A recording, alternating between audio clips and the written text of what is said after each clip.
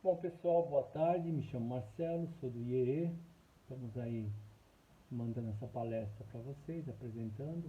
O tema da semana é a homenagem a Divaldo Franco. E essa palestra, nessa segunda-feira, é sobre Divaldo, Mensageiro da Paz. Ah, Certa vez eu li algo sobre quando a gente quer entender um autor, estude a sua obra. Então vamos procurar dar mais ênfase à obra de Divaldo, né, do que a sua própria biografia. Vou tentar passar um pouco rápido sobre a questão biográfica, tá? Mas dando ênfase à questão das obras, eu gostaria de destacar a vocês que o que eu mais gosto de ver em Divaldo ah, são os vídeos que ele tem no YouTube, as palestras, as mensagens compiladas de forma clara, objetiva, que a gente acaba assim sendo privilegiado em ter esse recurso disponível, né, essa multimídia disponível para aprender tanto, né? Então, quando você pesquisa no YouTube, você vai ter diversas opções, lá põe Divaldo Franco e tal. Eu vou destacar aqui uma, duas, três, quatro, cinco, seis, sete, oito palestras, oito materiais no YouTube sobre Divaldo que me chamaram muito a atenção, eu gosto bastante. E não vou entrar em detalhes para não dar spoiler, mas basicamente a primeira conta a passagem dele pela França, quando ele foi lá fazer uma divulgação espírita, e ele se vê próximo de Versalhes, vai visitar um convento e tem um regresso aí à sua uma encarnação passada. Bastante interessante a experiência que ele relata ali, com as freiras e tudo, com a Madre Superiora. Tem uma também que ele cita sobre o suicídio dele, a qual em plena Revolução Francesa, chocado com as tragédias da guilhotina e tudo mais, ele não aceitando aquilo tudo, em perturbação total, pula no Rio Sena, se suicida e até hoje ele ainda carrega esses resultados em problemas respiratórios desse ato, dessa falência moral do passado. É um médium muito honesto nos seus sentimentos e teve a capacidade de poder lembrar experiências passadas. Tem também um vídeo sobre Satya Sai Baba, um avatar, um médium lá do Oriente, com uma capacidade mediúnica de fenômenos gigantesca, que Divaldo conta uma experiência que tem com ele, ao qual inclusive vê materializado no seu quarto, numa época que está passando um problema de coração, inclusive é bem bacana também, mostra a experiência de Divaldo e de sua equipe nessa viagem para a Índia. Uma que me marcou muito, não é uma palestra tão antiga, não é uma história contada tão antiga, ao qual ele passa uma experiência na África do Sul, se não me falha a memória, com um garçom, por tratar o garçom de forma muito natural, num país que é tão racista, né, numa região que tem tanto racismo, há uma relação entre eles muito interessante e Divaldo acaba consolando, ajudando essa alma tão sofredora lá, encarnada e sofredora. É, Gosto também da palestra que ele fala sobre o livro Céu e Inferno, que trata do tema Justiça Divina, muito bacana. Ele dá um exemplo de forma bem prática sobre uma das partes do livro em que Kardec relaciona que a justiça divina tem três fases para serem aplicadas, que é a questão do arrependimento, a expiação e a reparação que todos nós passamos para ter um processo de oportunidade diante das faltas do passado. Então ele conta lá a história de um gerente de banco, bem bacana. E depois eu cito um pouco mais disso mais pra frente. Há também um vídeo sobre ele relatando a experiência com o suicídio da irmã, e que depois aparece na Mansão do Caminho, essa organização filantrópica que ele administra. Bacana, bastante interessante a experiência reencarnatória que ele vive, que ele vivencia, né, com a história da irmã.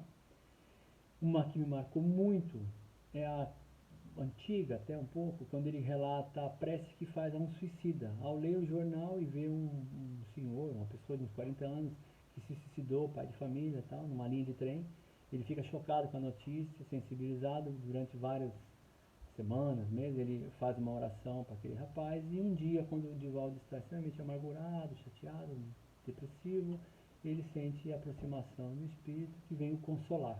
Quem é? Vocês saberão. E finalmente, a última que eu destaco, tem muitas outras, mas eu escolhi essas para dar destaque, é a que ele fala das vidas de Joana de Ângeles, um belo de um material na internet, que ele conta as reencarnações de passadas da Joana de Ângeles, que é a sua mentora espiritual, que o auxilia nas obras psicográficas, os livros que ele editou, publicou, tudo. É a mentora que a gente chama, faz parte do movimento espírita, que seria a psicologia do espírito, né? Porque o tema dela foca muito isso, essa psicologia espiritual, e conta a experiência dela até como passagem, como santa no passado, e tem também a experiência no México dela, no próprio Brasil, é bem bacana, tá? Eu vou começar essa palestra falando de um texto bem bacana que eu tirei de um livro dele, anos passados, chamado Liberta-te do Mal, a qual, psicografado por Divaldo Franco, ditado pelo Espírito de Joana de Ângeles, a qual ele dá destaque. Eu tenho um hábito de ler o livro e colocar comentários no campo de notas do celular, para depois lembrar, usar em aulas e tudo mais. E neste trechinho é um chamamento às responsabilidades de quem estuda, de quem busca conhecimento, de quem alcança a reforma íntima, do compromisso da relação de livre-arbítrio e também de retorno, né? Quem sabe mais é cobrado mais. Então começa assim, aspas. Todo aquele que se conscientiza da sua realidade espiritual tem por dever imediato assumir o compromisso consciente de viver pautando a existência conforme as expectativas do futuro que o aguarda, informado pela revelação espírita de que todos os atos produzem efeitos equivalentes. Nasce a responsabilidade moral em torno da conduta a ser mantida durante as horas terrestres na construção desse inevitável porvir. Ou seja, uma vez sabendo das premissas doutrinárias, entendendo o que é a vida após a morte, entendendo o que nos aguarda no futuro, a gente tem o compromisso de viver pautado nesses princípios, de realizar, de realmente se conduzir por essas escolhas, a fim de que não nos deparemos com remorsos de consciência por não termos aplicado aquilo que aprendemos, né? Então, mais do que dons, médios e estudiosos espíritas têm responsabilidades. Então, vamos lá. Bom, o que a gente tem para destacar, né? O Divaldo também é conhecido como Divaldo Franco, ou apenas Divaldo, seu nome completo é Divaldo Pereira Franco, e ele nasceu no município de Feira de Santana, na Bahia, em 5 de maio de 1927. Não por um acaso, essa data é muito especial para mim, porque em 5 de maio foi quando eu casei. A data do meu casamento eu sempre lembro disso. Ele é um médium, escritor, filântropo e palestrante espírita brasileiro, o mais famoso no mundo. Fundou em 1952, 15 de agosto de 1952, juntamente com seu amigo Nilson de Souza Pereira, conhecido como Tio Nilson, a instituição beneficente Mansão do Caminho, na cidade de Salvador, Bahia. Nome dado, inclusive, que tem correlação com a Casa do Caminho, que é muito bem citada no livro Paulo Estevam, de Chico Xavier e Emmanuel, né? E considerada, digamos assim, a primeira casa espírita, né? A primeira casa cristã da história, né? E eu falo espírita porque pelos moldes que ela foi constituída, com simplicidade, o que mais lembra hoje é uma casa espírita, nesse formato. Sem ritos, com simplicidade, com objetividade, atendendo sofredores e necessitados. Em 47, 7 de setembro, basicamente, eles, antes um pouco da Mansão do Caminho, eles fundam o Centro Espírita Caminho da Redenção. E anos depois vão para essa continuidade filantrópica da Mansão do Caminho.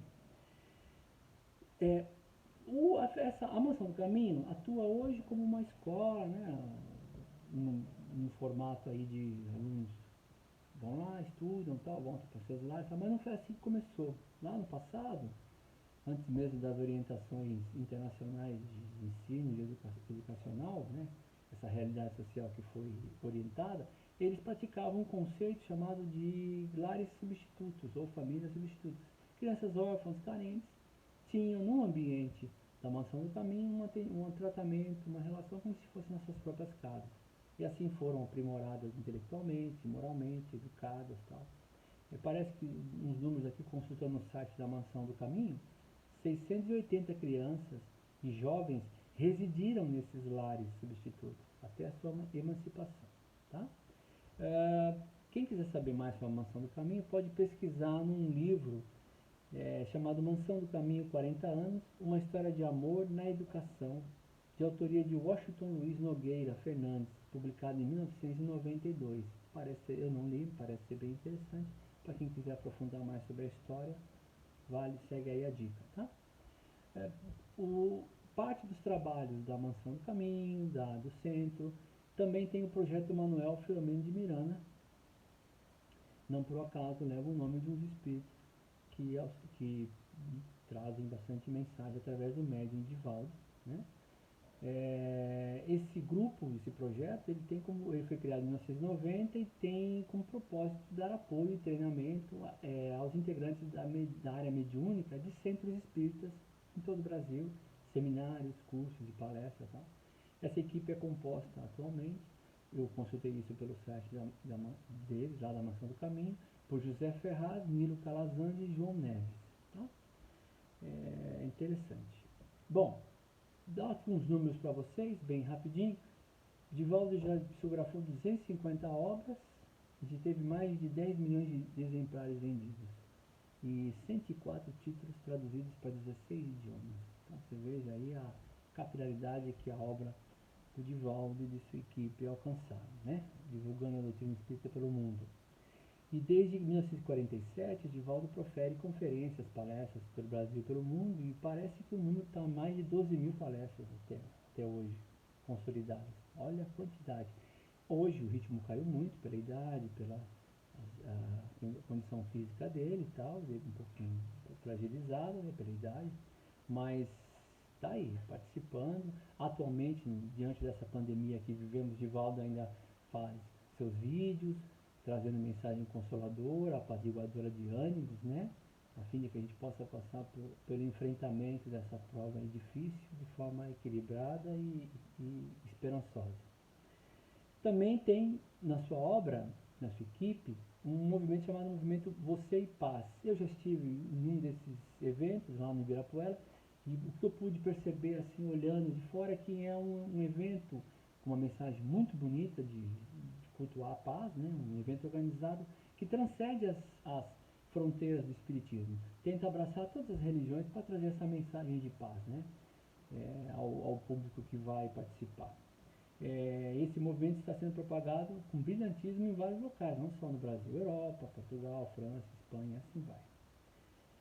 Bom, o que mais podemos destacar? Divaldo também teve, como Chico Xavier, a sua fase de fenômenos para chamar a atenção da sua mediunidade, né? Inclusive chamar a atenção dos incrédulos. Então tem coisas que se destacam importantes na sua obra, que assim, ele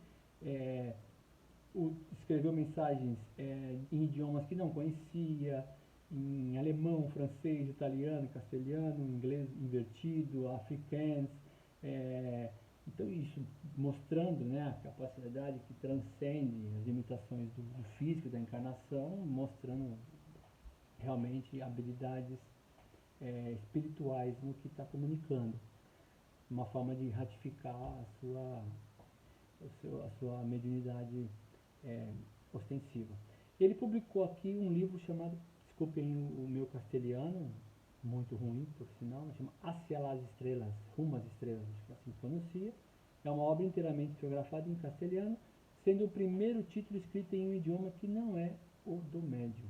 Pois bem, eu vou terminar a palestra de forma voltada para a ideia da obra, né? Lembrando que além de Joana de Ângeles, o Divaldo Franco também manifesta psicofonia, psicografias de Bezerra de Menezes, nosso querido espírito do movimento espírita, que ajudou a formar as bases da federação no Brasil, lá nos primórdios do movimento, e até hoje ainda é um dos grandes integrantes da equipe de Ismael, trabalhadores pelo nosso bem-estar, né, no Brasil e toda a população. Divulgador incansado de mensagens consoladoras e equilibradas para acalentar nossas almas. E esse texto que eu vou passar para vocês, ele é interessante porque é uma mensagem psicofônica, onde Bezerra de Menezes, através do médium Divaldo, relata em 10 de novembro de 2019, no encerramento da reunião ordinária do Conselho Federativo Nacional da Federação Espírita Brasileira, realizada em Brasília, Distrito Federal.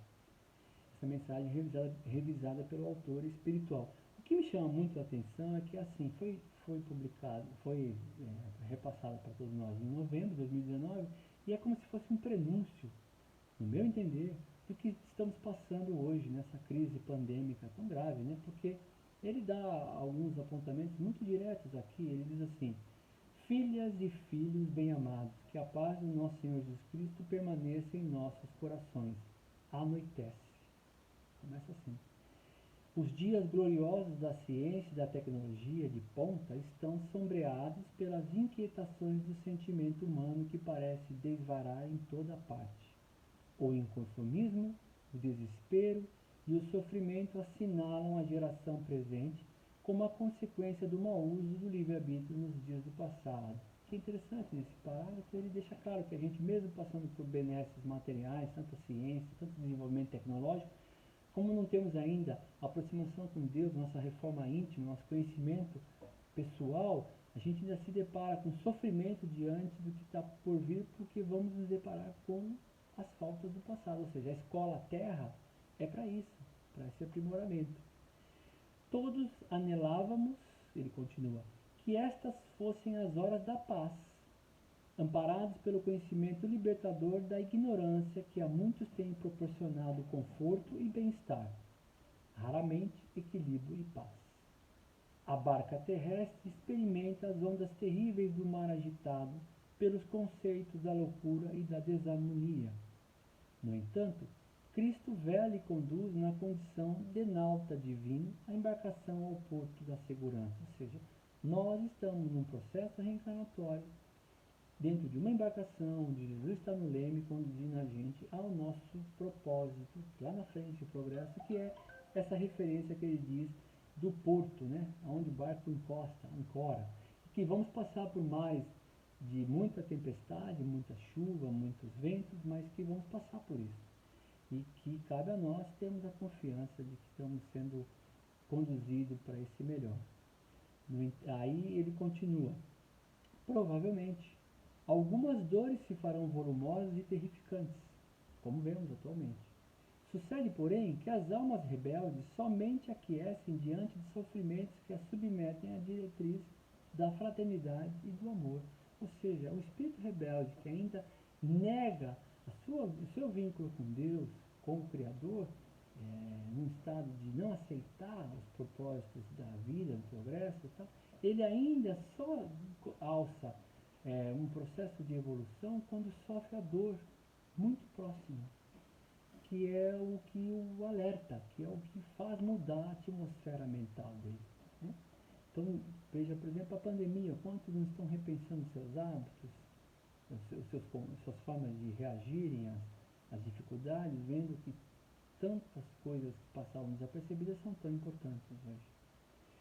O Espiritismo veio, ele continua, no momento próprio, quando a filosofia desvairava em várias denominações no século das luzes. Lá no século XIX, a filosofia e a ciência prevaleciam. E aí vem o Espiritismo e ele diz: é hoje novamente a mensagem da redenção da humanidade.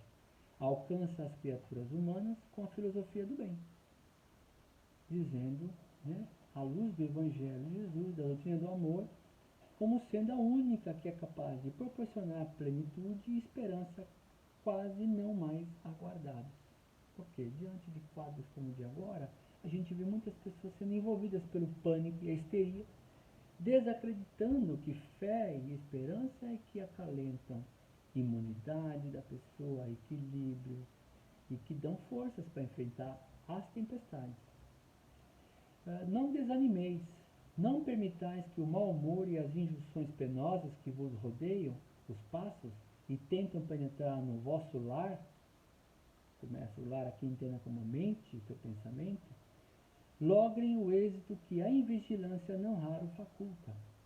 Tende tento e mantende-vos em equilíbrio interior quanto seja possível. É um alerta, tá vendo? Não entrem em pânico, não entrem em histeria, confiem. Há um propósito para tudo. A cada um é reservado aquilo que merece e lhe convém para o seu propósito de evolução. Nada, nenhum fardo é lhe colocado no ombro sem que não seja por merecer. Ele diz: este é o grande momento em que as escrituras desde há muito prenunciam, como da mudança que se vem operando e atingem a sua culminância, está aí a transição planetária. Nas experiências vividas nestes dias, no encontro do Conselho Federativo Nacional, conseguimos pacificar as orações e apoiar as ideias iluminativas no clima do cristianismo primitivo. O cristianismo que redivivo vem pela palavra, não pela palavra que mata, mas pelo Espírito que vivifica. Não podemos viver a doutrina espírita sem a ética moral do Evangelho de Jesus.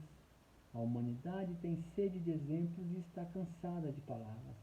Palavras o vento leva, atos é o que realmente fica, são suas obras.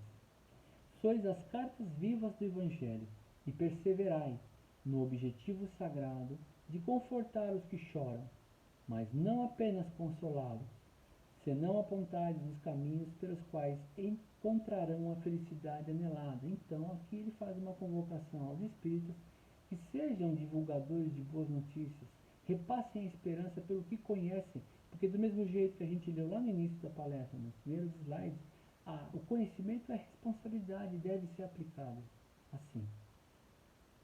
São graves os testemunhos que todos nós, espíritos desencarnados e encarnados, em perfeita comunhão, deveremos oferecer, quais lograram os mártires das primeiras horas da fé cristã. Nesse passado que já vai distante, as perseguições vinham de fora para dentro. Lembram dos nossos primeiros cristãos que morriam nas arenas com os leões, né? Hoje, nosso chamamento é outro, em outras proporções, tão graves como, porque hoje as dores físicas transferem-se para as dores morais, né? Então cabe a nós termos fé, confiança. Espírita não pode ter medo de morrer. Espírita tem que encarar com responsabilidade, mas tem que ter fé, confiança. Agora, as angústias e as dores são do íntimo para fora, em razão das terríveis perturbações provocadas pelos inimigos da luz que se travestem de missionários de uma nova era, ou verdadeiros falsos profetas. Sim, a era nova irá caracterizar a grandeza do amor na operosidade da caridade junto à humanidade terrestre. O Brasil prossegue, convidado a desempenhar a missão que foi confiada a Ismael pelo Divino Mestre. Olha aí o nosso protetor espiritual olhando o nosso país, nosso Brasil, coração do mundo, pátria do Evangelho. E neste momento, turbado pelas paixões e pelos interesses vis, torna-se indispensável a serenidade da fé para que sejam enfrentados os terríveis vírus da crueldade, do materialismo e da indiferença pelo amor às forças vivas da natureza, culminando na criatura humana.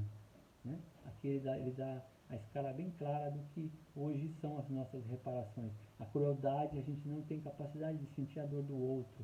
O materialismo, a gente só olha o que tem aqui, o momento presente, não olha a vida espiritual. E se apega a isso, né, de forma como se fosse definitivo. E a indiferença pelo amor às forças vivas da natureza, que é a nossa casa, a gente tem que preservar. Vós perguntais, por que estamos em um momento tão difícil de violência e deveremos agir como mansos e pacíficos se tudo nos chama a definições drásticas da violência que cada dia é mais perversa? Ora, vire a outra face, não vá no olho por olho. E aí ele complementa, o exemplo é Jesus, o Cordeiro de Deus imolado numa cruz de vergonha que ele transformou em asas para a sublimação de todos os espíritos. Não vamos justificar o mal pelo mal. O mal se combate com o bem. Não tergiverseis nem permitivos enfraquecer na luta. É o fogo que purifica os metais, que dá resistência à argila e que modifica as paisagens. Aqui é um alerta claro de que são as provas que nos fazem fortes, né? É na tempestade que a gente ganha resistência. É a dor, a mensageira que Deus oferece àqueles aos quais ama de tal forma que, assinalados pelo ferrete do sofrimento, não tem outra alternativa senão a marcha na direção do Calvário sublimador. Aqui é a bem-aventurança, bem-aventurados os que sofrem, porque serão, né, consolados. Poderia parecer que se trata de uma proposta masoquista, em que a dor é preferencial. Não se trata dessa questão patológica. A Terra ainda é o planeta de provas e expiações, e todos nela nos encontramos à busca de depuramento da inferioridade que teima em permanecer como herança perigosa das fases que já deveriam estar ultrapassadas. E não foi conseguida essa vitória. Ou seja, nada mais é do que o sofrimento nosso, consequência dos nossos próprios atos, do passado e do presente. Mas, logo depois da noite tenebrosa, suavemente a madrugada iriza com as estrelas da alegria, e em um amanhecer de bênçãos e confortos para a vida gloriosa da imortalidade. Aqui ele está dizendo, é transitório, vai passar. Filhas e filhos do coração, não foste vós que vos candidatastes, foi o Senhor da vida que fez um giro ao entardecer e convidou-vos à última hora para a seara da redenção. Alegrai-vos, porque o vosso será o mesmo salário dos heróis da primeira hora, e exultai, porque já vos encontrais ao lado do dono da vinha, que logo mais estará convocando-vos para a prestação de contas, e ireis apresentar o glorioso resultado da vitória da luz contra a treva. Aqui é uma alusão clara aos os últimos serão chamados, né? Os trabalhadores da última hora, que é aqueles que morreram na arena, junto aos leões, os primeiros cristãos, resgataram as mesmas ordens de progresso que nós aqui. A gente só está um pouco atrasado, mas o porto vai ser o mesmo. Estais sob cuidados especiais, não só de Ismael, mas de toda a equipe que zela pelo planeta neste momento decisivo, um dos mais graves da história da Terra, o grande salto para a era da felicidade. Ele disse isso em novembro, já estava sendo um prenúncio para o que viria pela frente. Em nome do que já vinha acontecendo, que a gente sabe que não é de agora, que a gente vem nessa transição. Em nome dos espíritos espíritas que estão convosco inaugurando o período da compreensão das diferenças, da compaixão pelos adversários, do entendimento dos opositores, com a disposição de abraçá-los a todos para apresentar-lhes ao Mestre, condutor do rebanho no qual vos encontrais, rejubilamo-nos e exaltamos aquele que permanece o caminho na busca da verdade e da vida que é Jesus. Aqui é um convite à união das diferenças. Muita paz, filhas e filhos de coração. É o que vos desejo, o amigo paternal e o mínimo de sempre, Bezerra. Muita paz. Muito obrigado a todos vocês. Fiquem em paz, que essa mensagem possa trazer consolação e esperança a todos vocês. Todos nós estamos no mesmo barco e vamos passar por essa tempestade. Assim seja.